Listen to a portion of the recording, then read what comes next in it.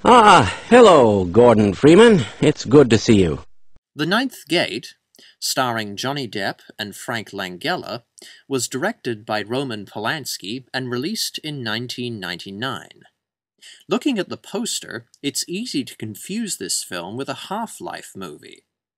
The Ninth Gate, Polanski's second supernatural-themed movie, was mildly successful at the box office, but poorly received by critics. But what do I think of this film? It stinks. That's right. The Ninth Gate is pretty bad. Dean Corso, Depp, a rare book dealer, is hired by a wealthy collector, Langella, to track down the last remaining copies of The Nine Gates of the Kingdom of Shadows, a book rumored to have been co-authored by the devil. Are you a religious man, Mr. Corso? I mean, do you believe in the supernatural?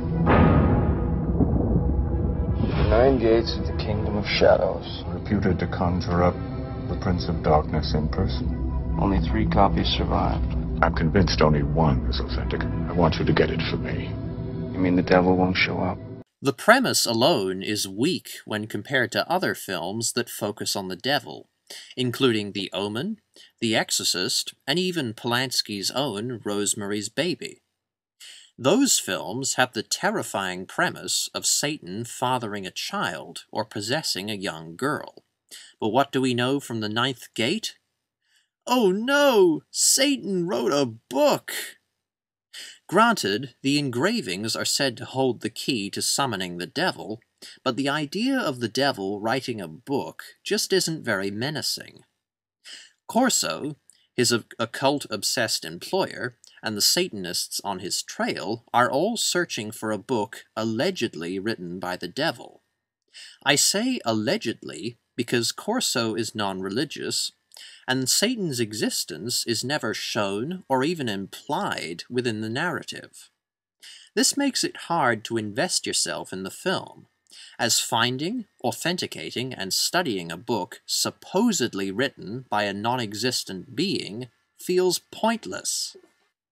Beyond the flimsy premise, The Ninth Gate is a sluggish, boring thriller with undeveloped characters, non-threatening villains, and a narrative that jumps erratically from plot point to plot point.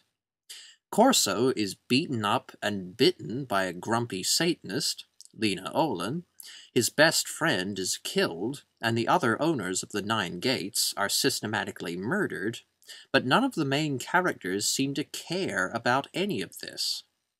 The film simply breezes over these events to make way for looking at the next book. Since the characters and even the director make the deaths seem unimportant, all the suspense and urgency is lost, making it even harder to engage with the film. Another person dies, but you're not supposed to care, as Corso needs to do some reading. Unfortunately, this conflict isn't very interesting.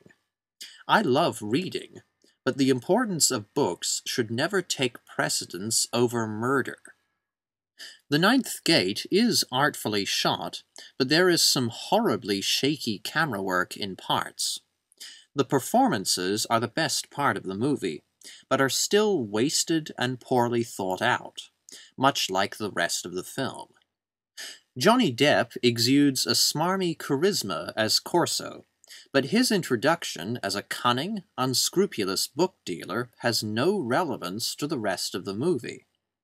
Frank Langella is always good, but has very little screen time in The Ninth Gate. Langella's most threatening moment takes place over the phone, meaning that this veteran actor is criminally underused.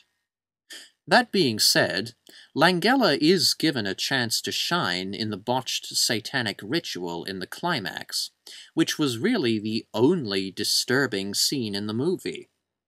The supporting cast members are quite believable and play some endearing minor characters, but Emmanuelle Seigner, Polanski's wife, is flat and shallow to the extreme. As Corso's mysterious bodyguard, this unnamed woman is completely anonymous. We never learn who she is or why she follows Corso around, and she only exists to protect Corso and give us an admittedly stylish sex scene at the end.